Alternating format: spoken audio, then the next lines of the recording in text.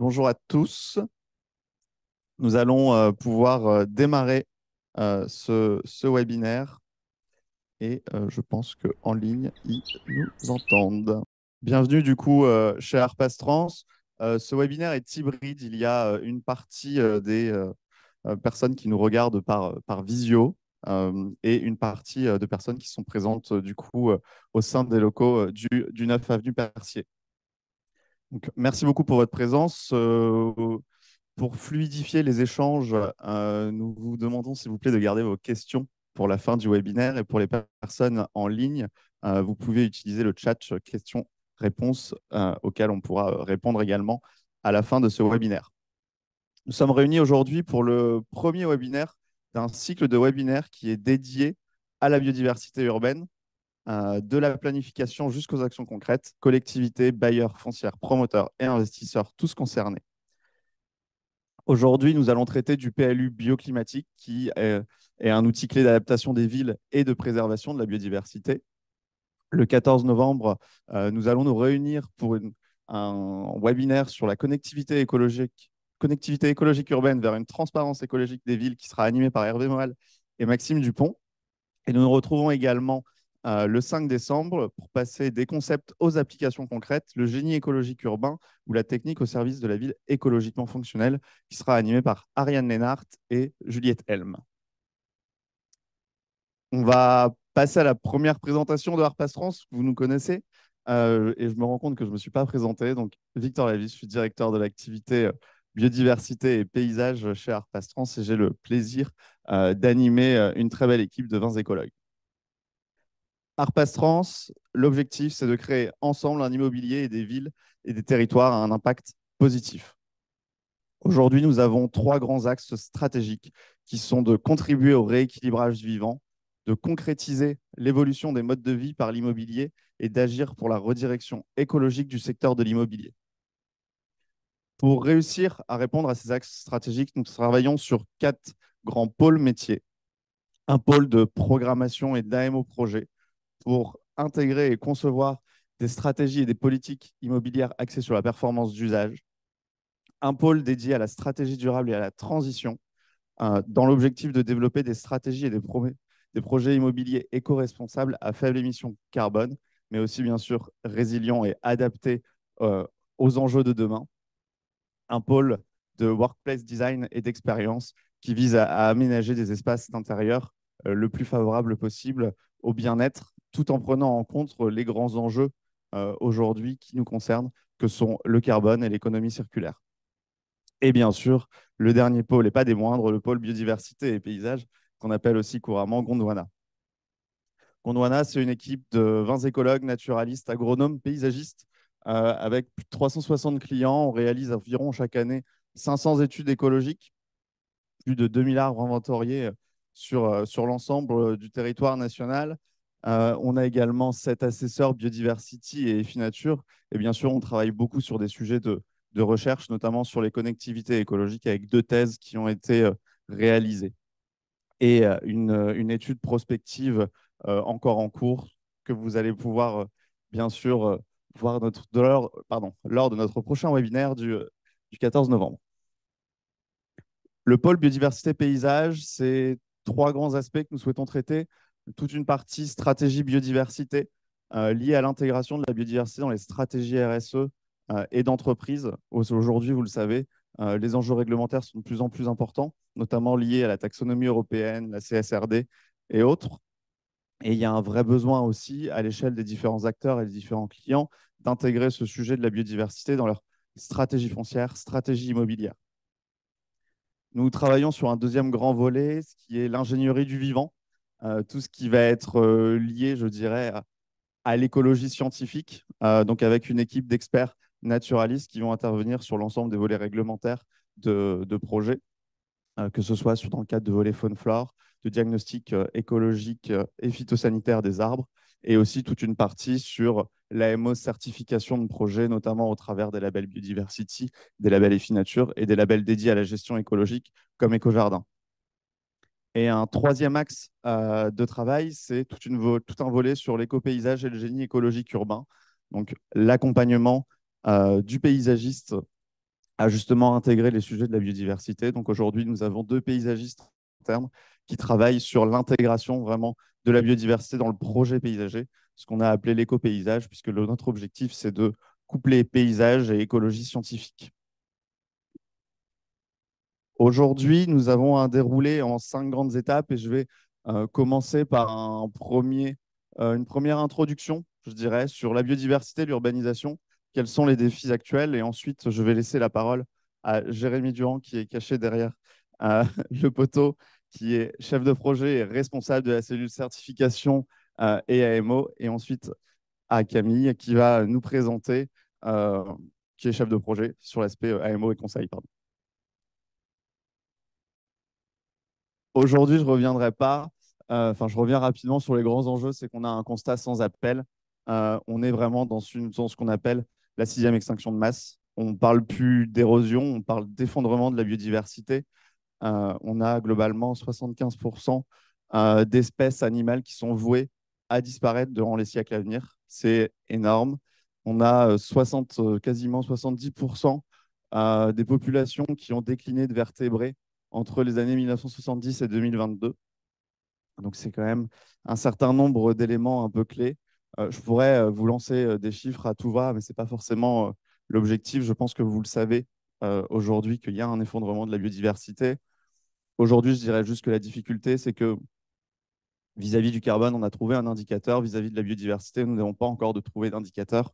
Et du coup, on a un effet qui est peut-être de se rendre un petit peu moins compte de cette érosion et de cet effondrement de la biodiversité.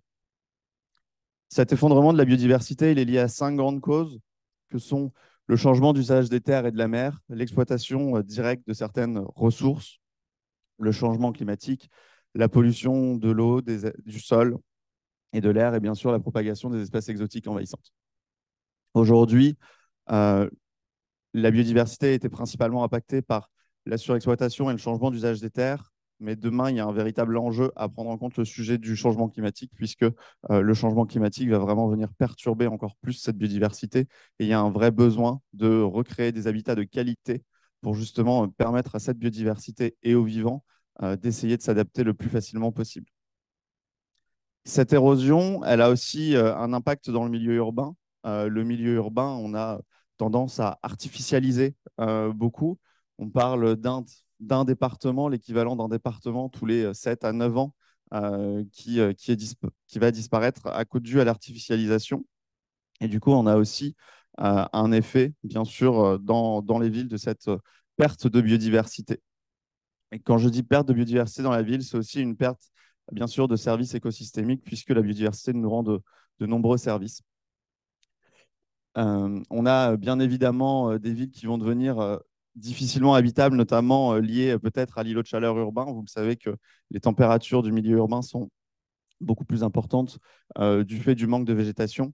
On a une perte de sol fertile et on a des sécheresses à répétition, justement, où nos villes ont besoin de s'adapter liées à ces différents éléments. Donc, on a ce qu'on appelle la ville imperméable et la ville nature. Et on a besoin justement de retrouver cette ville nature pour 2 raisons. S'adapter, nous, et permettre à la biodiversité d'être résiliente et de s'adapter également. On va parler peut-être de transparence écologique des villes demain. Aujourd'hui, je dirais que c'est quelque chose qui est très important pour nous et il y a une véritable prise de conscience sur ce sujet de la biodiversité et de l'impact du changement climatique. Vous le savez peut-être, demain a lieu le premier exercice de Paris à 50 degrés. Et c'est un exercice qui vise à imaginer qu'en 2032, à Paris, il fera 50 degrés. On a globalement l'équivalent de 2 arrondissements qui doivent être évacués pour certains risques techniques. Et on se rend compte aujourd'hui que ces événements-là, en fait, on va les toucher, on va les sentir. Ils arrivent demain. Et il y a un vrai besoin de cette prise de conscience. Et pour autant, se parier à 50 degrés, c'est une conviction politique de se dire, OK, il faut s'adapter, mais maintenant, il faut embarquer le grand public. Et là, on n'était pas à 50 degrés, mais on était plutôt au 49,3. Il y a eu le premier loto de la biodiversité qui va sortir incessamment sous peu, je crois, le 23 octobre. Qui est, je pense, pour nous aussi un moyen de sensibiliser le grand public à la prise en compte de cette biodiversité et de rappeler l'important de restaurer des habitats écologiques, puisque l'objectif de ce loto de la biodiversité est bien sûr de restaurer des habitats. Un élément que je trouve également important, et j'accélère parce que je parle, c'est de dire qu'au final, on se rend compte déjà que les politiques urbaines qui ont été mises en place dans certaines villes, et notamment la ville de Paris, commencent à avoir des effets positifs. On a des réussites, et je ne sais pas si vous suivez Benoît Gallo, qui est le régisseur du cimetière du Père-Lachaise, qui sur Instagram fait des super photos de certaines espèces et qui montre justement cette qualité écologique qu'on peut avoir dans le milieu urbain et dans le tissu urbain, qui est liée justement à des politiques de gestion écologique de certains espaces, de l'absence de produits phytosanitaires. Et on se rend bien compte aussi que bah, des plans d'action peuvent être mis en œuvre. De 2003 à 2016, on avait perdu 70% de nos moineaux domestiques. Au final, de 2016 à 2022, il y a eu des plans d'action qui ont été mis en œuvre par la ville de Paris. Et aujourd'hui, on est arrivé à une stabilisation de cette population. Donc, on peut y arriver, on peut le faire. Il faut juste mettre les moyens. On trouve aussi des nouvelles solutions qui sont liées à un urbanisme un petit peu différent. On travaille aujourd'hui sur les cours d'école Oasis qui représentent environ 70 hectares dans la ville de Paris, où on vient désimperméabiliser, recréer justement de la nature, des espaces perméables, des espaces vivants qui vont lutter contre l'îlot de chaleur et en même temps, je dirais, sensibiliser les plus jeunes aux vivants, puisque c'est aussi un des grands enjeux. Et un dernier chiffre que j'ai trouvé, c'est qu'aujourd'hui, en 2022, presque 50% des marchés de la ville de Paris intègrent des critères sur la biodiversité. C'est pas rien, ça veut dire qu'il y a une véritable intégration de ces sujets dans toutes les strates et les politiques de la ville. Et bien sûr, sur les 6 derniers mois, 25 000 arbres ont été plantés en 6 mois à Paris, mais je laisserai Jérémy et Camille revenir sur le sujet de l'arbre. Donc on se rend bien compte qu'au final, la biodiversité aujourd'hui, ça peut devenir un outil de planification urbaine et c'est peut-être ce qu'on attend justement dans les PLU bioclimatiques. Merci Victor. Donc, au vu de l'introduction qui a été faite, on va pouvoir maintenant s'intéresser à l'intégration de la biodiversité dans la planification territoriale, au regard donc, des défis actuels qu'a présenté Victor et de l'impact des villes sur la biodiversité. Il faut savoir que l'intégration de la biodiversité dans les documents d'urbanisme, elle s'est insinuée assez progressivement et assez tardivement. Le document d'urbanisme était des outils urbanistiques assez, des outils urbanistiques stricts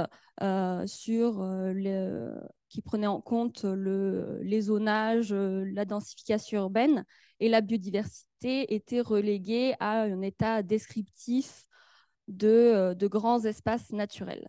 C'est à partir des années 2000, avec la création du Code de l'environnement et la même année la loi SRU, la Solidarité et Renouvellement Urbain, qui a permis l'élaboration donc, de deux outils majeurs, le PLU et le SCOT, le schéma de cohérence territoriale, euh, qui permet d'inscrire les espaces naturels en zones inconstructibles.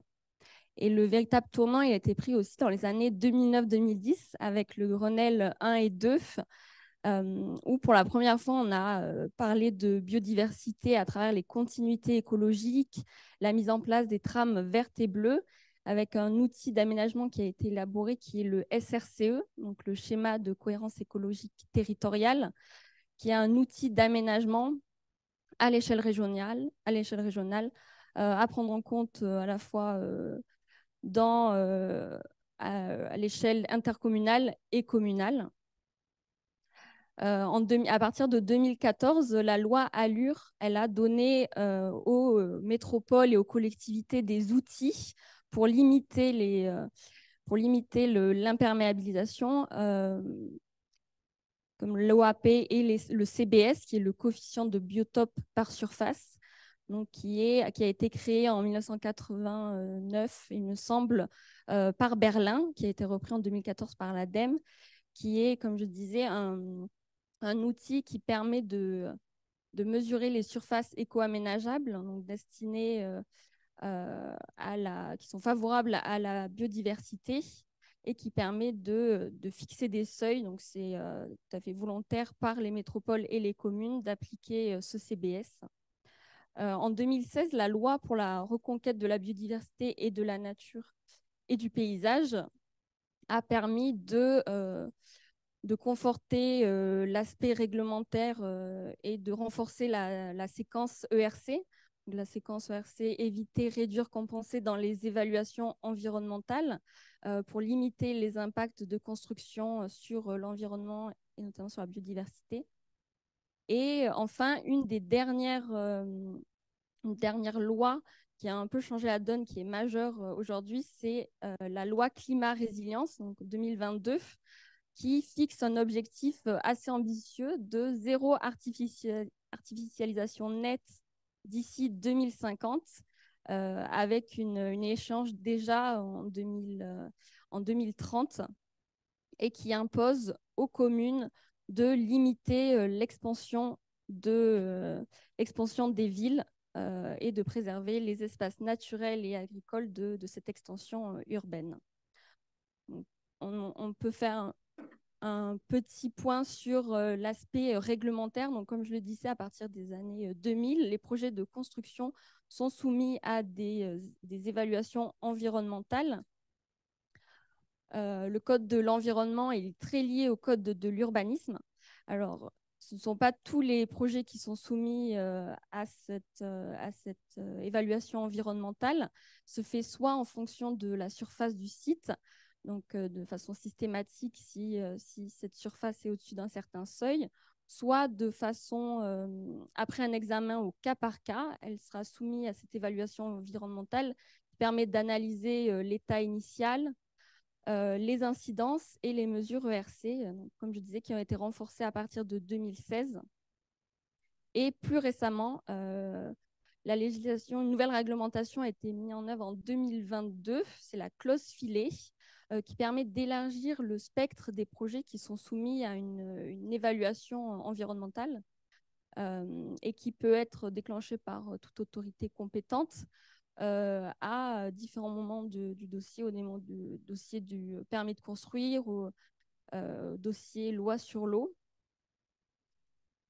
Et au fil de ces réglementations qui sont renforcées au fil des années, les équipes projets ont vu apparaître un nouvel acteur qui était jusqu'alors pas présent pour construire et imaginer la ville.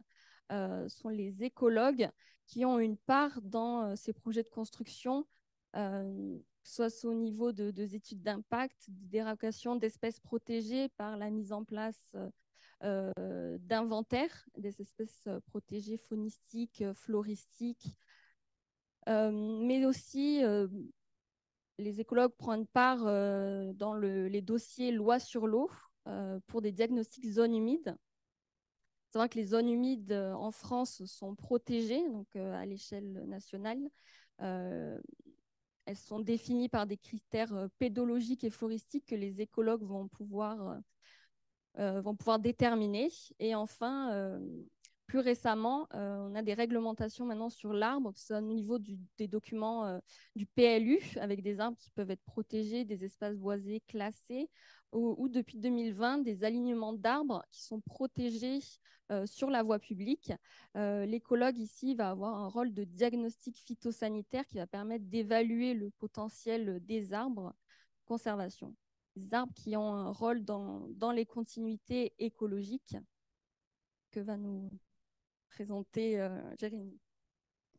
Merci Camille. Effectivement, moi je vais vous parler un petit peu des continuités écologiques et plus particulièrement d'un peut-être des plus importants documents de planification urbaine qui est le SRCE. Donc, c'est le schéma régional de cohérence écologique. C'est un document à l'échelle régionale. Ce SRCE, qu'est-ce que c'est? C'est un dossier avec plusieurs éléments. Déjà, un diagnostic du territoire, savoir quelle biodiversité on a sur son territoire, quelles espèces d'accueil de la biodiversité sont présents et quelle continuité il y a entre ces différents espaces. On a ensuite dans le SRCE différentes cartographies, que ce soit des composantes de la biodiversité, mais aussi des plans d'action. Quels sont les espaces sur lesquels se concentrer pour mettre en avant les continuités, les espaces où il faut les protéger. Et donc, c'est vraiment une connaissance et un plan d'action à l'échelle régionale qui prend en compte les grandes entités, qu'elles soient paysagères ou de biodiversité, et qui détermine les continuités à l'échelle régionale. Euh, c'est un document qui est important parce qu'il va falloir le traduire dans des projets qui peuvent être à l'échelle d'une parcelle. Et c'est d'ailleurs le but, le rôle d'un écologue. Nous, on est amené dans nos projets à analyser les SRCE pour voir comment notre projet peut s'y intégrer. La petite remarque à faire sur le SRCE, c'est que c'est quand même un document à l'échelle régionale, donc à une surface assez importante, qui prend en compte les espaces de nature fortement préservés et qui met très peu l'accent sur la biodiversité ordinaire, la biodiversité urbaine et les petites continuités écologiques à l'échelle plus locale. Pour illustrer ça, j'ai pris à gauche un extrait du SRCE d'Île-de-France, donc sur la ville de Paris, donc, où on voit que la ville de Paris est considérée globalement comme un espace urbanisé avec uniquement le bois de Boulogne et le bois de Vincennes qui sont des lieux d'accueil de la biodiversité urbaine et la Seine comme corridor écologique de la trame bleue. La ville de Paris a fait le travail d'affiner un petit peu ces continuités écologiques, aller regarder ce qui se passe un peu plus en détail dans nos rues.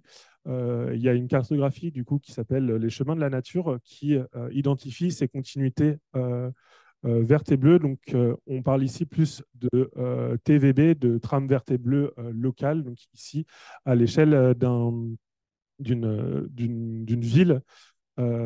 C'est intéressant parce que ça permet d'avoir quelque chose de plus fin. Et là aussi, le but de l'écologue sur un projet va être d'intégrer ces documents de planification pour répondre aux objectifs à la fois, donc on a dit régional par le SRCE, et plutôt local avec les trames vertes et bleues qui ont été définis. Donc le SRCE, c'est un des premiers outils qui chapeaute un petit peu les autres outils de planification urbaine. L'objet d'aujourd'hui, de cette matinée, c'est les PLU. Donc les PLU, de quoi est-il composé? Les PLU, c'est déjà un règlement, c'est ce qu'on connaît le plus, c'est le règlement qu'il faut respecter, mais c'est aussi ce qu'on appelle des PADD, donc un projet d'aménagement et de développement durable, qui est vraiment les objectifs d'une commune ou d'une intercommunalité sur l'ensemble du territoire, qui se déclinent par la suite en OAP, donc orientation d'aménagement et de programmation. Ces OAP, ils font partie du PLU et ils sont définis par l'article 123 du Code de l'urbanisme, qui définit bien voilà, ce que doit contenir ces PLU, ces PADD et ces OAP. Ces OAP, ils sont intéressants parce qu'ils peuvent être de deux gabarits. Et on peut avoir des OAP thématiques. On décide de traiter un sujet sur l'ensemble du territoire. Ça peut être, par exemple, notamment, c'est notre sujet d'aujourd'hui, un OAP autour de la biodiversité. Et on peut avoir des OAP spatialisés, ce qu'on appelle, c'est de se dire, on fait un petit zoom sur un quartier d'une ville, une zone qui est particulièrement importante pour le développement urbain. On peut citer notamment l'exemple de l'OAP de la ville de Nantes, qui a un OAP spécifique, donc thématique, sur la TVBP, donc trame verte bleu paysage, et qui intègre 5 thématiques qui sont déclinées à l'échelle du territoire, que sont le sol, qui doit être partagé entre faune, flore et humain, la végétalisation, qui doit être à la fois support de biodiversité et un axe de paysage, le bâti, qui peut être support de biodiversité, les clôtures également, qui ne doivent pas être un frein au déplacement de la faune, et la lumière artificielle, qui doit être gérée en lien avec la biodiversité. Donc là aussi, encore une fois, le rôle de l'écologue, c'est sur un projet, faire comprendre à une maîtrise d'ouvrage quels sont les enjeux des OAP qui ont été définis par une commune, une intercommunalité, et de les traduire de façon technique dans un projet immobilier. On ne pouvait pas ne pas parler de PLU sans parler d'un outil qui s'appelle Urban Simul, qui est un nouveau outil qui est mis en place pour les collectivités, qui vise à analyser, prévoir l'occupation des sols. Ça fait notamment écho à les politiques ZAN qui sont en train d'être mis en place. C'est un outil en ligne qui est vraiment assez bien fait et qui permet vraiment d'avoir une visualisation de l'évolution d'un territoire. Et ça va permettre d'exploiter des données foncières, d'identifier des différents gisements et de construire des scénarios. Notamment, ça peut permettre de construire et de penser les PLU de demain. Et je vais donner la parole à Camille pour nous parler justement de ces PLU de demain, les PLU bioclimatiques. Merci Jérémy. On a vu donc comment était intégrée cette biodiversité dans ces documents d'urbanisme. Maintenant, on peut se demander pourquoi aujourd'hui on est en train de, de revoir ces PLU. Justement, alors il faut savoir que les PLU ont des temporalités qui sont plutôt longues, de 10 à 15 ans. Donc on imagine, on construit une ville à un instant T. Et face aujourd'hui à la rapidité de changement climatique, de toute l'introduction qu'a fait Victor sur adapter la ville, il est temps aujourd'hui de les revoir pour créer des villes plus résilientes et plus vivables pour demain, à l'image donc de PLU bioclimatiques de Paris et d'autres qui le revoient avec parfois des objectifs qui sont diamétralement opposés aux objectifs qu'on avait il y a 10, 15 ans, qui étaient plutôt dans un objectif de croissance, d'expansion urbaine, parfois allant jusqu'à l'étalement. Aujourd'hui, pour des villes notamment construites construites à 100%, pas à 100%, mais quasiment comme Paris ou Lyon, l'objectif n'avait plus de construire, mais de transformer la ville. C'est bien un des objectifs de ce PLU bioclimatique et un PLU de transformation et non plus de construction, euh, avec au cœur la transition écologique et des enjeux sociétaux, qui sont aussi de promouvoir une ville solidaire et mixte. Donc c'est un nouveau défi pour les villes aujourd'hui et pour les constructions. On parle de PLU bioclimatique, mais on peut faire un petit zoom sur qu'est-ce que c'est vraiment le bioclimatisme, parce que c'est le sujet aussi d'aujourd'hui. Il s'agit de le bioclimatisme, une façon de construire en prenant en compte et en s'adaptant à son environnement, c'est-à-dire avec une approche autour de l'orientation des bâtiments, de l'apport naturel de lumière, de la ventilation naturelle et aussi, ce qui va nous intéresser aujourd'hui, l'utilisation de la végétation pour apporter un confort thermique et une adaptation de la ville. On peut prendre un exemple justement de comment utiliser la végétation dans cette conception bioclimatisme. Alors, vous pouvez voir ici, on prend un exemple sur une façade sud en été, avec des arbres qui sont sur la façade sud. En été, les arbres vont apporter un ombrage et vont empêcher la pénétration de la lumière et donc les apports solaires sur le bâti, sur la façade. Sur cette même façade, en hiver, après que l'arbre aura perdu son feuillage, permettre de laisser passer la lumière et d'apporter une chaleur naturelle. Donc, c'est des conceptions qui sont plutôt simples de s'adapter à son environnement et d'utiliser la végétation existante ou d'apporter une végétation. Cette végétalisation, donc c'est le but aussi de ce PLU climatique, ça va être de renaturer, revégétaliser la ville. Donc on va voir quelles sont les stratégies adoptées par les villes pour repenser un zonage à l'échelle des villes végétalisées. Quand on pense stratégie de végétalisation des villes, dans le milieu scientifique, on peut parler de deux stratégies qui sont fréquemment opposées. Le land sparing, qui est spécialisation de l'espace, et le land sharing, qui est une multifonctionnalité des espaces. Donc, c'était des stratégies qui étaient d'abord abordées dans le milieu agricole et milieu naturel, et qui ont ensuite été développées pour la stratégie des villes, pour penser, doit-on protéger de grands espaces naturels, avoir une biodiversité riche ou alors plutôt densifier la ville, donc dans ces stratégies, ou plutôt apporter de la nature dans les villes et prioriser plutôt un étalement pour, comme on le voit sur cette image, réintroduire la nature en ville. Alors souvent, ces approches, elles ne prennent pas en compte tous les enjeux, qui sont des continuités écologiques, le rapport que l'homme a à la nature et dont il a besoin, la disponibilité du foncier également.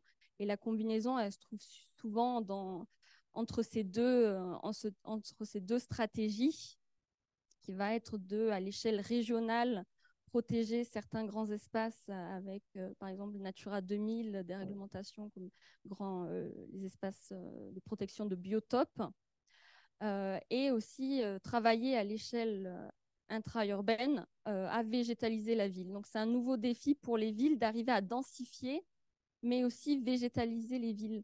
La biodiversité a besoin aussi d'espace, elle s'épanouit dans la ville, mais à travers des dents creuses, des laissés urbains, des friches. Donc, ça va être tout un travail de densification, mais garder un espace pour la biodiversité. Donc, on va voir à travers les exemples du PLU bioclimatique de Paris, comment ces stratégies de végétalisation elles se traduisent à travers les trames vertes, bleues et brunes. Donc la trame brune est une trame des sols. L'objectif du PLU de Paris, de ce nouveau PLU, c'est vraiment désartificialiser les sols et renaturer. Donc, un des objectifs est d'atteindre 40% des surfaces non imperméabilisées d'ici 2050. C'est environ 3800 hectares, contre aujourd'hui 26% de surfaces qui sont non imperméabilisées. Concernant la trame verte, la place accordée à la nature est très importante pour les Parisiens, puisque lors de la consultation du diagnostic territorial du PLU de Paris, la préoccupation numéro 1 des Parisiens était la place accordée à la nature. Donc c'est pourquoi la ville de Paris souhaite atteindre 10 mètres carrés d'espace vert par habitant, contre 3 mètres carrés aujourd'hui, sachant que l'OMS préconise 13 mètres carrés de surface d'espace vert par habitant pour une question de santé et de bien-être. Et concernant la trame bleue, le PLU bioclimatique de Paris souhaite renaturer certains cours d'eau comme la Bièvre, qui étaient jusqu'alors canalisés. On canalisait ces eaux et on a compris leur utilité dans l'adaptation des villes, concernant leur fonctionnalité d'éponge lors d'inondations, de submersion. Pour la ville de Lyon, le PLUH, il a un peu les mêmes objectifs que la ville de Paris, dans le défi numéro 1 de limiter l'artificialisation des sols. Donc pour la première fois, donc, ce PLUH de Lyon, il a été révisé en 2023 avec une modification qui était un peu inédite, puisqu'on a rétrozoné des zones qui étaient destinées à être urbanisées. Donc c'est un peu une nouveauté. 70 hectares de zones qui étaient destinées à être urbanisées, finalement, sont classées en espaces naturels ou agricoles. Cet arrêt de l'artificialisation passe aussi par des hausses des seuils de CBS, donc coefficient de biotope par surface, qui permettent de favoriser la pleine terre. Donc en augmentant ces seuils, elle espère... Elle fixe un objectif de 6 000 hectares de pleine terre favorisés. Comment ça se traduit concrètement dans ces documents?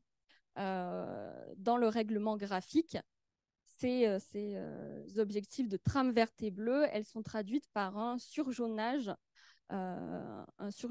d'espaces à protéger ou à requalifier. Il faut savoir que généralement, on a les zonages, zones urbaines, zones naturelles, zones agricoles. Le surjonage, ça se fait déjà dans la plupart des villes. La nouveauté ici, ça va être ce surjonage qui est renforcé et à l'échelle avec maintenant à Paris des jardins partagés protégés. Des arbres remarquables aussi protégés. Et la nouveauté, c'est aussi l'extension de ces zones. On peut le voir à droite, le PLU c'est une carte des sous-secteurs d'influence des espaces de continuité écologique et aussi des zones qui sont déficitaires en arbres. Donc, on essaye de prendre en compte à la fois les continuités écologiques, mais les zones aussi qui sont déficitaires en végétation. Donc, le surjaunage, c'est un outil qui est quand même précieux pour les villes, qui permet d'imposer, de protéger des zones, des éléments qui sont indispensables à la végétation et de requalifier aussi certains zonages. On voulait faire aussi un petit zoom sur l'arbre, qui est un peu un élément phare des villes, un élément de communication dans la stratégie de renaturation des villes. Parce que l'arbre est un apport dans beaucoup, un rôle dans cette résilience des villes, que ce soit dans le maintien des sols, en refuge de biodiversité, dans l'apport thermique, dans le confort thermique qu'il apporte par l'évapotranspiration et l'ombrage, dans la captation des polluants. Les villes comme Paris et Lyon ont fait des plans de sauvegarde des arbres qui permettent de protéger les arbres sur les terrains qui vont être construits en identifiant certains arbres remarquables ou en identifiant des arbres donc, dans des secteurs où la compensation, il va y avoir une surcompensation en cas d'appâtage des arbres. Il va être plus dur maintenant de ne pas prendre en compte les arbres sur les projets. Les promoteurs, lors des projets de construction, doivent prendre en compte l'arbre comme une valeur d'entrée sur le site et non plus comme une variable d'ajustement. Comme les villes de Lyon et Paris ont identifié, par exemple, Paris, 250 arbres remarquables et 100 000 arbres d'alignement qui sont protégés. Savoir que ces plans de végétalisation doivent être réfléchis et accompagnés justement par des écologues ou des paysagistes, puisque l'arbre en milieu urbain, il faut bien choisir la façon dont on plante des arbres en milieu urbain. On peut avoir des mauvais exemples, comme ici dans une surface très minérale avec des arbres en pot qui ne sont pas forcément adaptés. Il y a donc une expertise à avoir sur quel choix d'arbres, la diversité aussi des arbres pour limiter les monocultures de platanes ou de marronniers dans les villes qui peuvent tomber malades et avoir une certaine résilience justement sur ces maladies. Ça va passer aussi par un choix des espèces, soit des espèces indigènes qui auront un rôle comme support de biodiversité, mais aussi résilientes au changement climatique. Donc, adapter ces arbres aux futures sécheresses qu'on va avoir. Donc, ces arbres ont vraiment un rôle dans les continuités écologiques, comme on a vu dans les plans de stratégie de végétalisation de la ville, les villes ont repensé tout un zonage pour ces villes. On va voir maintenant comment, à la parcelle, ces PLU prennent en compte cette végétalisation et cette biodiversité. Merci Camille. Effectivement, on a vu ce qui se passait à l'échelle de la ville. Maintenant, on va s'intéresser plutôt à l'échelle de la parcelle et comment, quand on a un nouveau projet sur une ville qui a revu son PLU et qui intègre des données bioclimatiques, quels sont les éléments, les nouveaux éléments qui peuvent être intégrés. On va prendre l'exemple du PLU bioclimatique de la ville de Paris. Pour ça, on va prendre des exemples sur plusieurs thématiques. La première que je vous propose de voir ensemble, c'est la thématique du sol. Bien sûr, dans les PLU bioclimatiques, l'idée, ça va être de maximiser la perméabilité des parcelles et favoriser les espaces de pleine terre. Pour ça, il y a différents indicateurs qui peuvent être intégrés dans un PLU. Le CBS, on en a parlé plusieurs fois, c'est le coefficient de biotope par surface. Ça va être des CPT, des coefficients de pleine terre, où on parle aussi de ELC, d'espace libre de construction. C'est notamment cet aspect-là que la ville de Paris a décidé d'intégrer dans son PLU. Dans le nouveau PLU de la ville de Paris bioclimatique, on a une suppression de la bande Z. Une bande Z, c'est une certaine zone de protection de 15 mètres à partir des rues qui finalement limitait la surface sur laquelle était basé le calcul de la surface libre qui devait être intégrée dans un projet. il y a la suppression de cette bande dans le nouveau PLU de la ville de Paris, et du coup, on a une augmentation des espaces libres de construction. Ces espaces libres de construction, il faut aussi qu'ils soient maintenant à pleine terre, contre seulement 20% dans les anciens PLU. Donc on parle beaucoup de pleine terre. Je voulais évoquer aussi le fait que dans le nouveau PLU de la ville de Paris et dans beaucoup d'autres, on commence à parler des clôtures et de l'impact qu'elles ont sur la biodiversité et du fait qu'il faut penser le clôturage pour aussi avoir un impact moindre sur la biodiversité. Quelques mots maintenant sur l'eau. Bien sûr, les objectifs des nouveaux PLU bioclimatiques, ça va être de limiter la consommation d'eau potable et surtout limiter les rejets d'eau pluviale dans les réseaux. Un indicateur qui peut être intéressant à regarder et à intégrer dans les PLU, c'est la capacité de stockage des eaux de pluie d'une parcelle. La ville de Paris, elle, s'est plutôt tournée sur la limitation du débit de fuite des eaux pluviales rejetées dans le réseau urbain et elle demande espécialement à intégrer des solutions basées sur la nature pour infiltrer l'eau pluviale à la parcelle, que ce soit des noues, des jardins de pluie et autres solutions basées sur la nature. Une des grandes nouveautés et qui vont impacter finalement le plus fortement les futurs projets urbains, c'est la végétalisation du bâti. Ces objectifs de végétalisation du bâti, ça va être la limitation des îlots de chaleur urbains et ça va être aussi de créer des nouveaux espaces végétaux urbains. La ville de Paris et la ville de Lyon également ont décidé de définir un indice de végétalisation du bâti.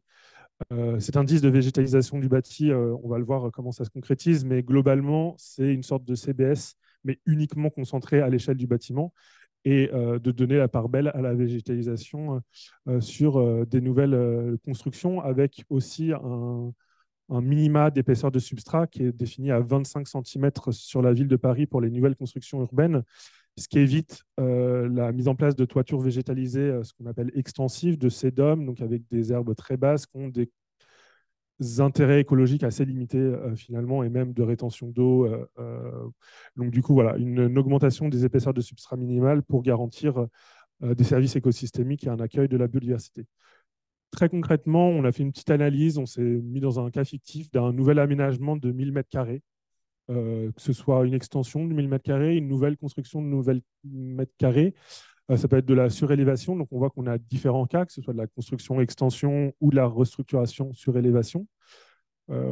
Camille a évoqué le surzonage sur la ville de Paris. Il y a des zones de renforcement du végétal où il y a des ambitions plus fortes en termes de végétalisation.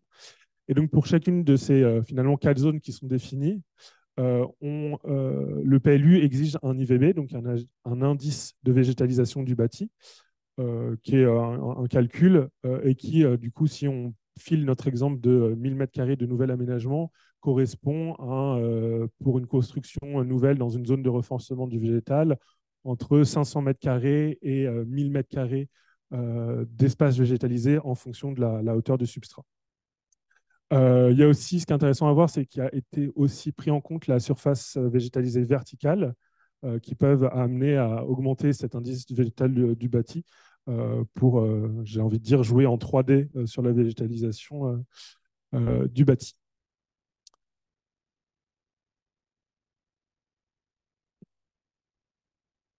La flèche sur le 80. Effectivement, il y a une petite coquille, c'est les substrats de plus de 80 cm d'épaisseur. Merci. Une des grandes nouveautés aussi du PLU bioclimatique, et ça c'est spécifique vraiment à la ville de Paris, c'est l'Urban Score. L'idée, c'est que sur les projets de plus de 150 m² de surface de plancher, on vienne surperformer sur certains critères. Ces critères, donc, qui sont au nombre de 9, sont rangés dans 3 thématiques. Une thématique biodiversité et environnement, une thématique programmation et une thématique efficacité énergétique et sobriété. Donc le but pour qu'un projet voit le jour, c'est qu'il surperforme via des indicateurs sur 3 thématiques, critères, qu'elles soient regroupés dans une ou plusieurs thématiques. Aujourd'hui, on va s'intéresser à la première thématique de biodiversité et environnement. Donc, pour surperformer sur ces 3 critères, le premier critère, c'est les espaces libres de construction. Ça va être d'augmenter de plus 5% l'espace libre de construction déjà imposé par le PLU sur son projet. Donc ça, c'est assez parlant. Pour rappel, donc, les espaces libres de construction sont en pleine terre, donc ça peut être assez impactant sur un projet. On a aussi une surperformance sur la végétalisation du bâti. On vient augmenter de 0,5 points son IVB sur son projet. Donc pour filer la métaphore, et là aussi la coquille est présente, hein, c'est plus de 80 cm de substrat. Sur un exemple d'un aménagement de 1000 m², surperformer voudrait dire rajouter entre 63 et 120 m² d'espace végétalisé en fonction de la hauteur de substrat. Et le dernier critère de performance qui peut être visé, c'est la réutilisation des eaux pluviales. L'idée, c'est de calculer une capacité de stockage de l'eau pluviale en litres en fonction de la surface d'emprise au sol de son bâti, pouvoir réutiliser ces eaux pluviales pour notamment l'utilisation dans les sanitaires et tout ce qui est nettoyage des zones communes, entre autres. Donc ça, c'est voilà, sur Urban Score, c'est vraiment une des nouvelles thématiques, une des nouveautés du règlement du PLU bioclimatique de la ville de Paris. Il y a aussi une nouveauté, c'est les plantations. L'idée du PLU, c'est de renforcer la présence de végétal en ville et de végétaliser de façon plus qualitative et quantitative les parcelles. Donc souvent, dans les nouveaux PLU qui voient le jour ces derniers temps, on voit parler de densification, de densité de plantation et d'unité de plantation.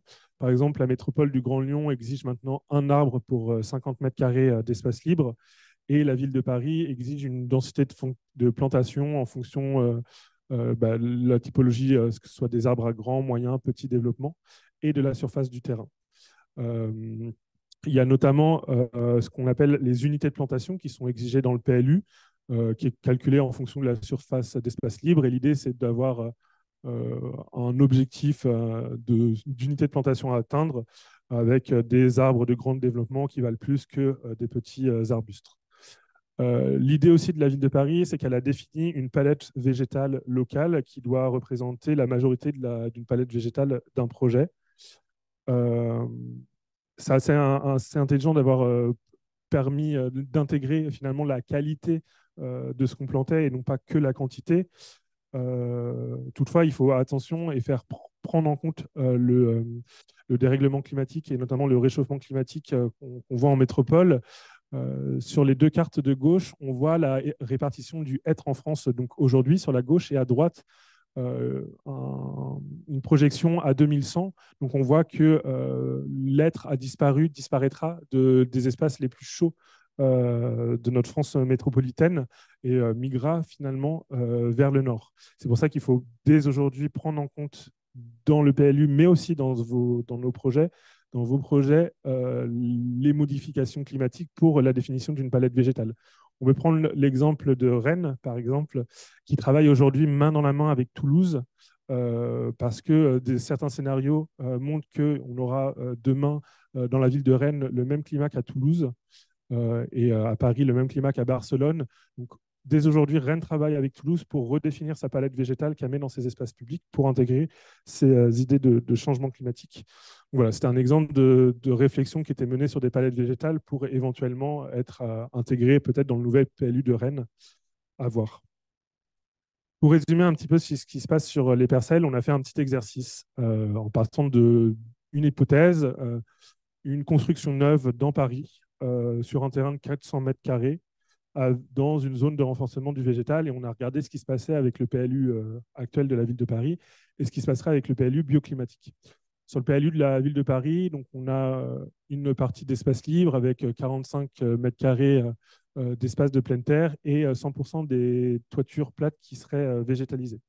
Demain, avec le nouveau PLU bioclimatique, on voit que c'est plus riche. Il y a d'autres éléments. Déjà, on a plus de pleine terre.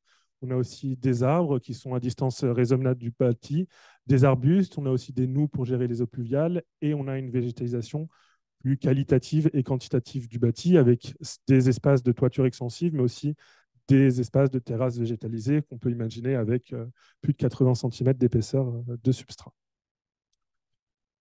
Il y a d'autres outils qui existent pour aller plus loin. C'est notamment les labels.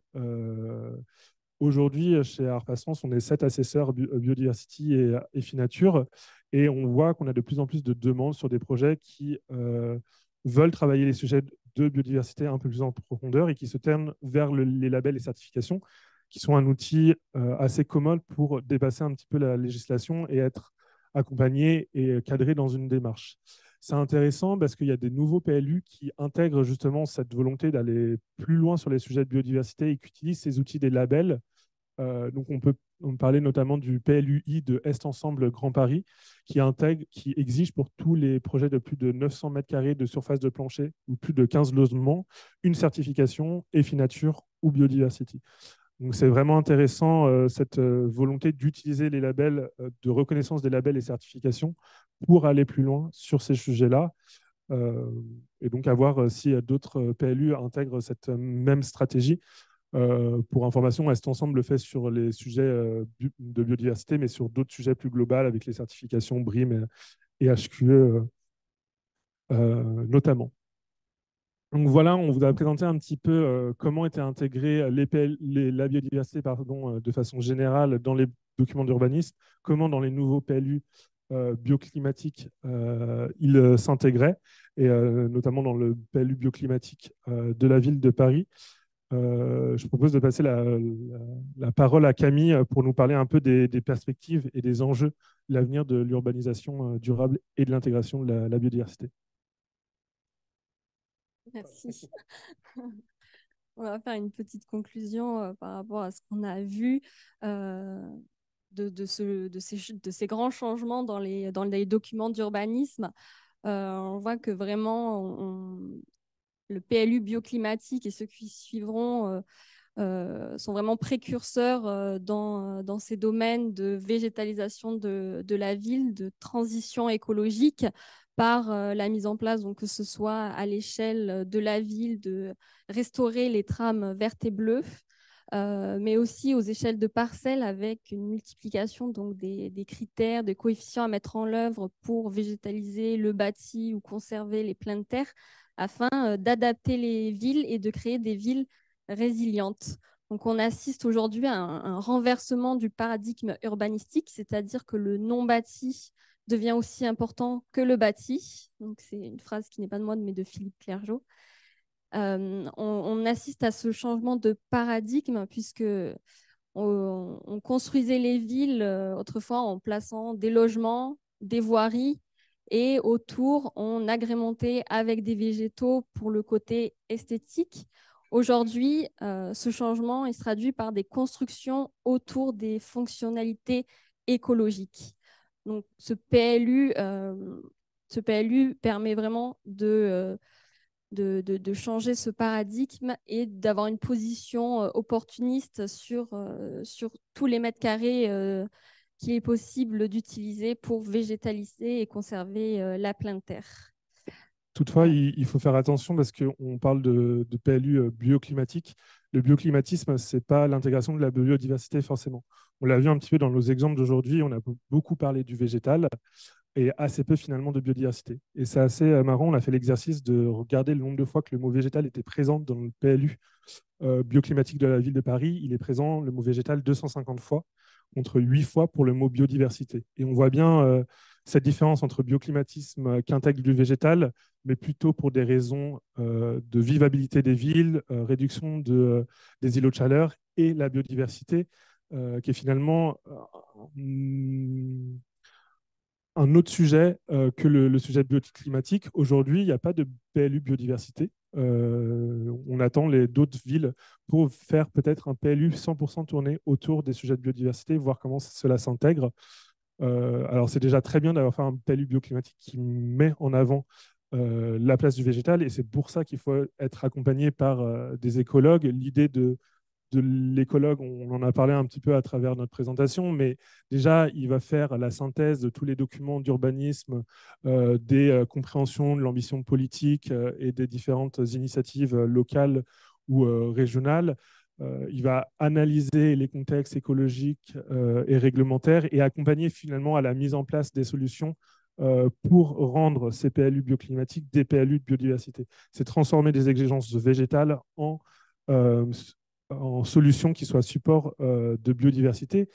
Et pour ce faire, il y a un aspect qui est très important et qu'on a un peu parlé sur toutes nos différentes parties de ce webinaire, c'est l'analyse et la compréhension des continuités écologique.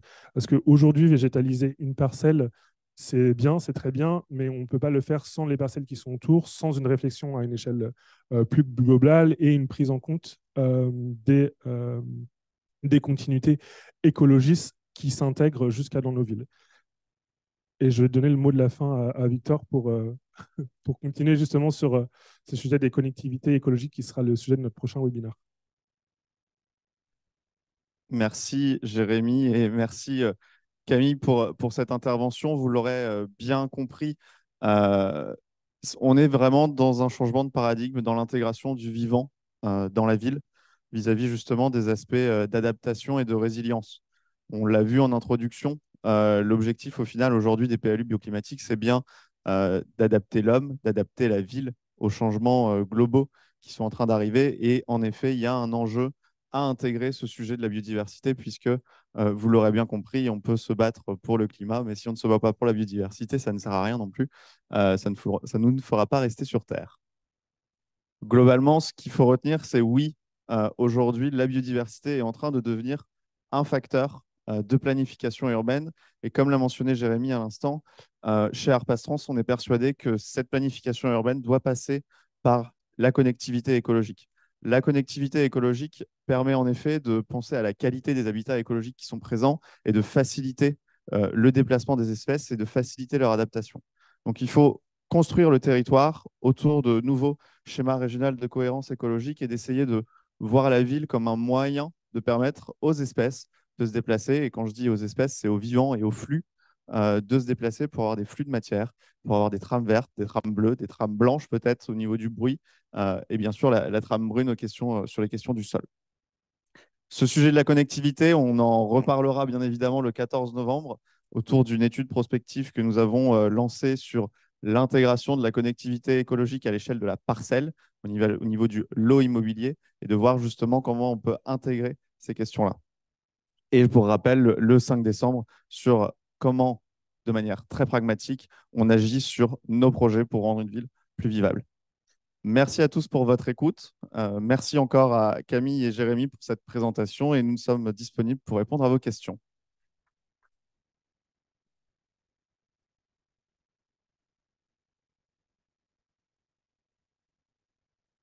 Est-ce qu'il y a des questions d'ores et déjà?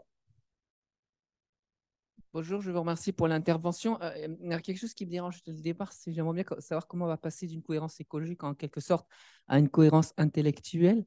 Il y a un gros paradoxe, c'est-à-dire qu'on nous montre des études qui sont magnifiques sur des continuités environnementales, etc. Je ne sais plus les termes. Et puis à la fin, en gros, on nous dit bah, planter des arbres, donc c'est un petit peu réducteur. Par exemple, bon, est-ce qu'on a vraiment une étude des bénéfices-risques concernant les eaux de pluie qui vont aller dans la terre, dans la ville? Parce que entre le fait que l'eau de pluie n'est plus potable, qu'elle va ruisseler et que les individus utilisent tout un tas de produits, je ne sais pas si à la fin les sols vont être très intéressants. Ça, c'est le premier exemple. Par exemple, si on améliore la qualité de l'aération dans un bâtiment, on va nous dire qu'on a une bonne qualité de santé, mais en réalité, on est en train de rejeter tous les polluants qui sont à l'intérieur vers la ville. Et à un moment donné, il faut aller calculer en fait toutes les molécules. À un moment donné, est-ce que par exemple, on a des indicateurs de tous les processus inflammatoires? Par exemple, parce que le diable se cache dans les détails. Admettons par exemple qu'on analyse tous les processus inflammatoires dans la ville et qu'on suive les courbes. Là, on aura une réalité et on n'est pas à ce niveau de détail. Alors, comment on fait pour arriver à ce niveau de détail? Parce que tant qu'on n'est pas à ce niveau de détail, tout ça, ça ne sert pas à grand-chose en fait. C'est dans le détail que tous les problèmes sont présents. Enfin, il y aurait des milliers de choses à dire, mais dans le détail, tous les problèmes sont dans le détail, ils ne sont pas là-dedans. Vous comprenez la question? C'est comment on rentre dans la réalité, notamment en matière de pollution, parce que le temps que la planète se réchauffe, on va tous mourir de cancer, hein, de toute façon. Alors, c'est vrai que sur les sujets de biodiversité, c'est la difficulté de travailler avec le vivant. On a assez peu d'indicateurs. C'est une bonne remarque que des fois, on a des actions qui peuvent être en antagonisme. Par exemple, la plantation d'arbres sur des grandes avenues, ça peut faire un effet dôme. Et finalement, on pense on va végétaliser la ville, très bien. En fait, on se rend compte avec des études justement plus poussées que ça empêche la circulation d'air et on a toute cette pollution qui est stagnée au niveau du sol. Donc, effectivement, il y a des recherches qui sont de plus en plus poussées pour étudier l'impact du vivant, l'impact de notre urbanisation et de notre mode de vie sur la biodiversité. C'est pour ça aussi qu'aujourd'hui, c'est important d'avoir une expertise sur un terrain sur une donnée fixe avec un environnement. Nous, sur la partie purement biodiversité qui nous intéresse, sur laquelle on a une expertise, c'est pour ça qu'on commence toujours nos projets avec une étude écologique. On veut savoir très concrètement qu'est-ce qu'il y a, qu'est-ce qui se passe, qu'est-ce qu'il y a aux alentours et ne pas se fier juste à de la donnée bibliographique et à des recommandations du PLU. Il faut aller plus loin et intégrer ces données-là. Mais effectivement, en termes d'indicateurs sur le vivant et sur la complexité de la ville, on est assez limité. Je ne sais pas si tu veux rajouter quelque chose, Victor. Non, non, c'est très clair, mais comme l'a mentionné Jérémy, sur le sujet du vivant, on a encore assez peu d'indicateurs par rapport à d'autres indicateurs de pollution, de qualité de l'air, voire même de carbone. Si on prend rien que la question du sol, aujourd'hui, on fait des études de sol et de pollution. Ces études restent, on va dire, très, très secrètes, très confidentielles, mais si on prenait à l'échelle d'une ville et qu'on mettait carte sur table en se disant on va étudier les sols et les pollutions, bah, on se rendrait compte que tout le monde ne serait pas forcément d'accord et que beaucoup de sols seraient pollués. Donc, il y a un moment, il faut quand même agir, il faut aller au-delà, il faut avancer.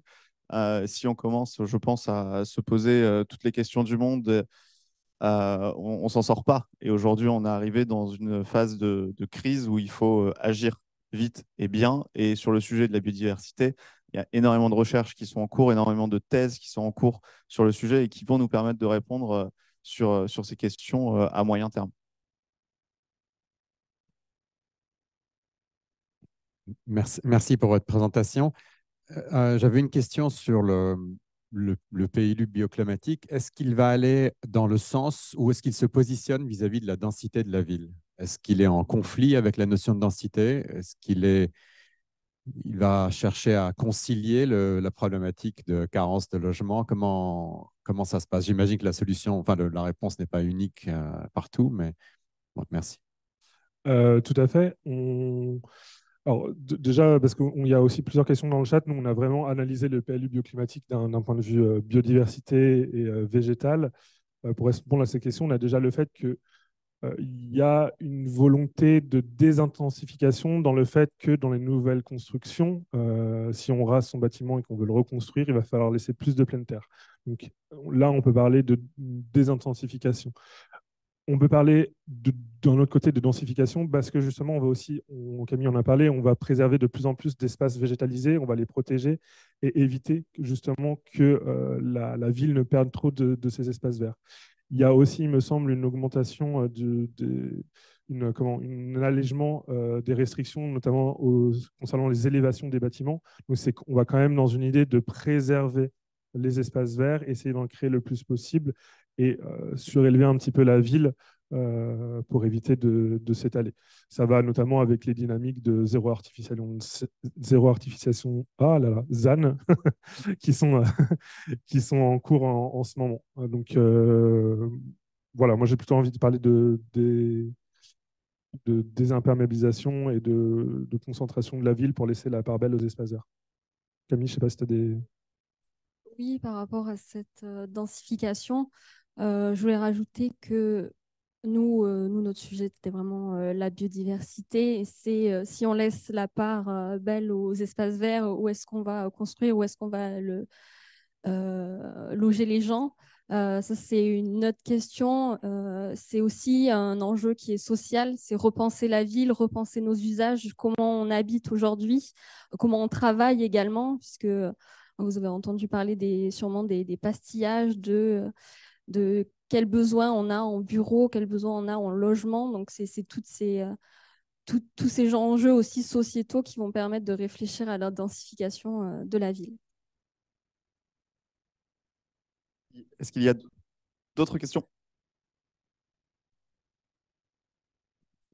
Oui, bon, donc, quand vous parlez de végétalisation de la ville, il y a la notion de ville productive, c'est-à-dire production d'énergie, énergie solaire, donc des panneaux solaires, ça peut être contre des biodiversités, donc ils font fuir peut-être les oiseaux, et aussi la production d'aliments, c'est-à-dire des parcelles de maraîchères, etc. Comment vous intégrez ces deux notions? Parce qu'il faut que tout marche. Tout à fait, c'est une très bonne question. C'est vrai que c'est un élément qu'on n'a pas évoqué dans notre présentation. C'est la part belle qui a été faite dans le PLU bioclimatique de la ville de Paris à l'aspect d'agriculture urbaine. Euh, je prends un exemple très concret. Par exemple, si vous mettez une serre sur un espace extérieur, cette serre, si elle a une visée à la production agricole, elle ne dégradera pas la végétalisation de votre bâti. Elle sera considérée comme faisant part d'un espace végétalisé global. Ça permet de favoriser les initiatives d'agriculture urbaine. Camille en a parlé, il y a aussi des jardins partagés qui ont souvent une petite vocation productive, qui sont protégés. Et c'est vraiment la démarche de la ville de Paris qui avait lancé il y a plusieurs années des appels à projets comme les pariculteurs pour développer la ville productive, la ville nourricière. Pour ce coup-là, la ville de Paris, elle est très en avance et a fait bouger les lignes pour que justement la production alimentaire soit intégrée au même titre que la végétalisation dans les bâtiments. Pour répondre à la production d'énergie, la ville de Paris et notamment aussi la ville de Lyon pousse à ce qu'on appelle le biosolaire. C'est à la fois une végétalisation et sur cette végétalisation, on peut mettre des panneaux solaires. C'est aussi un double bénéfice parce que l'évapotranspiration des plantes va réduire très localement la température et donc améliorer les capacités de production des panneaux solaires sur site. Donc, production et végétalisation ne sont pas incompatibles. Nous, la seule peut-être crainte ou au là qu'on peut mettre sur ce sujet-là, c'est qu'il faut effectivement bien penser pour que ça n'ait pas d'impact négatif sur la biodiversité. Tant comme vous l'avez dit, hein, les panneaux solaires, ça peut avoir un effet éblouissant sur les oiseaux. Et pareil, les productions agricoles, si elles ne sont pas faites de manière raisonnée en agriculture biologique, en prenant en compte la biodiversité, ça peut avoir un aspect négatif. Mais c'est en tout cas pas incompatible. J'ajouterais juste que il faut planifier la ville, planifier les priorités à l'échelle de la ville. Tout à l'heure, on a parlé de connectivité écologique. Il y a des zones prioritaires, je pense, à végétaliser pour contribuer au vivant, des zones où on va vouloir accentuer plus la lutte contre l'effet de l'îlot de chaleur, des zones où on va pouvoir accentuer la production éventuellement énergétique. Et c'est ça qui, demain, je pense, va être hyper intéressant. C'est qu'on va coupler, je dirais, ces différents enjeux de la ville pour mieux construire et faut vraiment réussir à avoir une vue globale, et d'où les besoins de planification urbaine et de justement contextualiser les différents besoins et les différents enjeux de la ville. Je crois qu'il y avait une autre question. Oui, merci pour votre présentation. C'était pour revenir sur, parce que j'ai entendu que Paris et Lyon, et c'est vrai que c'est quand même plutôt des exceptions. Et je voulais savoir comment allait se passer la règle à l'échelle de la France et de ces 33 000 communes vachement disséminées, avec pas forcément les mêmes enjeux qu'à Paris ou à Lyon ou à Rennes. Et donc savoir s'il y avait déjà des démarches existantes, des élus locaux un petit peu sensibles à cette question du PLU bioclimatique, peut-être biologique. Merci. Merci pour la question. Effectivement, c'est des exemples exceptions. Je pense que c'est intéressant parce qu'ils lancent la marche sur ces sujets. Je fais un peu une petite aparté, mais c'est pas. Enfin, avant le PLU bioclimatique, il y avait aussi des bonnes idées dans des PLU qui n'étaient pas non climatiques. Nous, on le voit, on intervient sur tout le territoire métropolitain et on analyse beaucoup de PLU. Et des fois, il y a des très bonnes idées qui ont été intégrées dans des tout petits PLU. Donc, c'est pas parce que c'est pas. Voilà, c'est à l'idée, c'est pas personnellement parce qu'on n'est pas un PLU bioclimatique qu'on n'intègre pas les questions de biodiversité. Ce qu'on voit comme tendance, c'est que ces sujets de biodiversité, aujourd'hui, on ne peut plus passer à côté.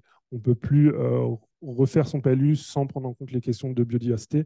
Après, tout est une question de comment est organisé son territoire, si on a un territoire plutôt agricole, un territoire plutôt forestier, quelles sont vraiment les ambitions du territoire. Et c'est pour ça qu'on vous a fait aussi une présentation un peu en entonnoir en disant, voilà, il y a des stratégies nationales, il y a des stratégies régionales, il y a des stratégies locales.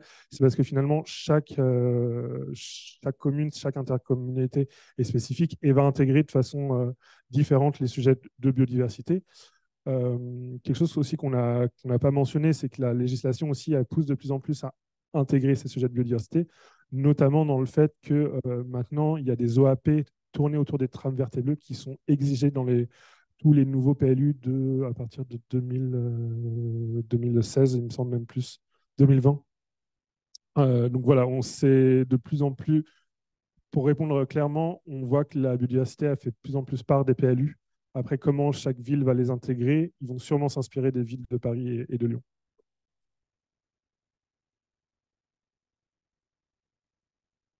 Oui, bonjour.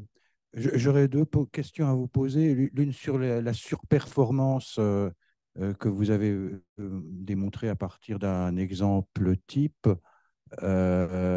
C'est une option qui est uniquement sur la base du volontariat. Et dans ce cas, qu'est-ce qui va inciter les opérateurs à s'y mettre? Ouais, une deuxième question plus générale par rapport à votre présentation. Euh, Vous nous avez montré beaucoup de chiffres et d'indicateurs, dont l'application suppose des êtres totalement rationnels. Mais la notion de désirabilité et d'appropriation face à une transformation assez radicale de notre façon de penser appelle aussi à parler à l'autre hémisphère de notre cerveau et à toute la dimension culturelle que vous avez par ailleurs, puisque vous avez des paysagistes et des architectes. Et donc, pourquoi ce choix de ne parler des PLU bioclimatiques que à travers le prisme des sciences dites dures? Merci pour votre question. Alors, pour commencer par la première sur l'Urban Score, donc c'est pas au bon vouloir, c'est pour pouvoir déposer son permis de construire, il va falloir surperformer au choix parmi les 9 critères sur 3.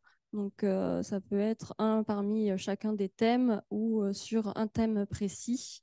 Donc, ça va être exigé dorénavant. C'est vraiment une nouveauté pour aller au-delà des exigences du PLU. Et pour répondre à la deuxième question, alors vous avez tout à fait raison, on n'a pas abordé la notion d'usage. Et pour faire accepter tous ces changements aux usagers, aux citoyens, il va y avoir une grosse question de sensibilisation, d'usage on a vu la première préoccupation lors du diagnostic territorial, c'était la place accordée à la nature. Oui, mais quelle nature on va avoir? Quelle est la nature la plus favorable aussi pour ces citoyens? Une question de sensibilisation sur la gestion qu'on en fait, parce que d'avoir des petits parcs tout mignons, ça, tout le monde sera d'accord, mais quand on parle de forêt urbaine, de continuité dans la ville, de libre gestion des espaces verts, il y a toute une question de sensibilisation que nous, écologues, donc on commence d'ores et déjà à faire pour les porteurs de projets, et après qui doivent ruisseler jusqu'aux usagers, donc qui peuvent passer déjà par les labellisations, mettre en place des animations ou des sensibilisations pour les résidents. Et pour ajouter, vous avez évoqué une des solutions, c'est le paysagiste. Finalement, c'est le quotient sensible d'un projet. Et c'est pour ça qu'on croit beaucoup à l'éco-paysage. C'est qu'on va apporter une dimension presque artistique, de sensible, de sensuel, tout en prenant en compte l'aspect biodiversité et essayer de lier les deux. Nous, c'est quelque chose qu'on croit beaucoup. On essaie d'avoir des beaux jardins, et je mets des termes,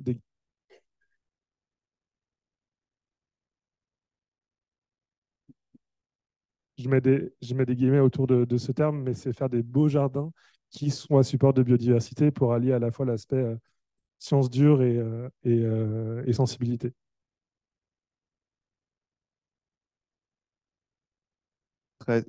Je rajouterais sur cet aspect peut-être de sensibilisation et d'accompagnement aujourd'hui de notre retour d'expérience, c'est que ce sujet, il est très approprié par les acteurs directement. On se rend bien compte qu'aujourd'hui, certains promoteurs s'engagent et traitent ce sujet du vivant et de la biodiversité. Et un de leurs besoins et un des éléments clés, c'est de sensibiliser leurs clients. Je dirais aujourd'hui, presque une bonne partie des bailleurs parisiens ont leurs parcs qui sont labellisés éco-jardins et en même temps travaillent sur ces sujets de sensibilisation autour du vivant au travers de panneaux pédagogiques, au travers de compost collectifs.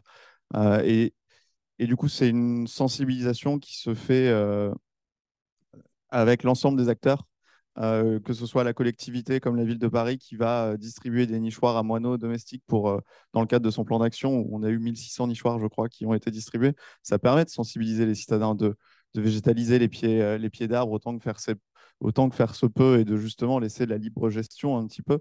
On sensibilise les citoyens et aujourd'hui, l'urgence est telle qu'il faut que ce soit une question d'acteurs et de mobilisation de l'ensemble des acteurs. On va prendre peut-être une dernière question.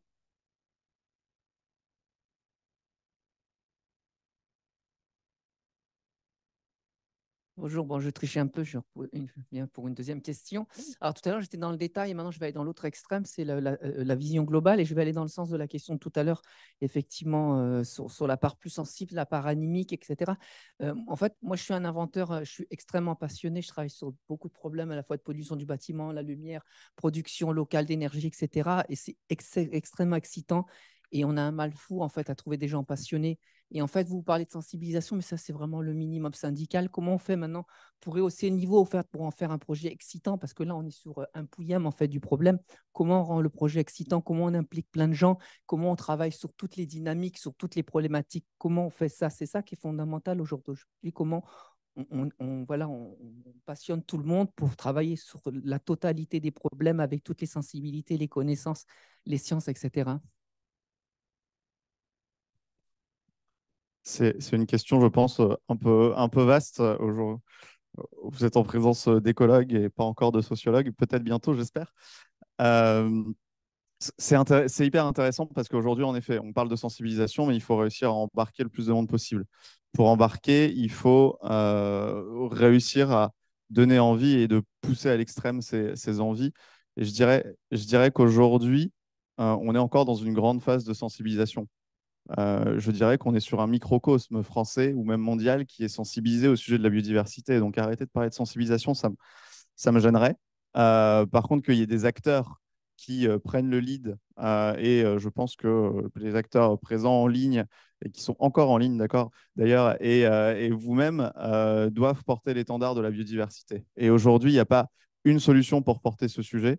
Il y a les réglementations, surtout en France, on adore les réglementations. Il y a des convictions personnelles et il y a des expériences de nature. Et je dirais aujourd'hui, il faut se reconnecter à la nature et même si demain, je vous emmène au pied de l'arbre en bas, planter quelque chose, et ben là, vous allez peut-être créer une expérience de nature et devenir demain une personne qui va sensibiliser le plus de monde autour de vous. Merci beaucoup pour cet échange. Merci beaucoup pour votre écoute, votre bienveillance et vos convictions environnementales, on l'espère, sur ces sujets de biodiversité. Nous restons disponibles pour échanger en présentiel et pour les personnes qui sont en visio, nous vous remercions pour vos remarques et questions et nous vous ferons part, bien sûr, de cette présentation. Merci à tous.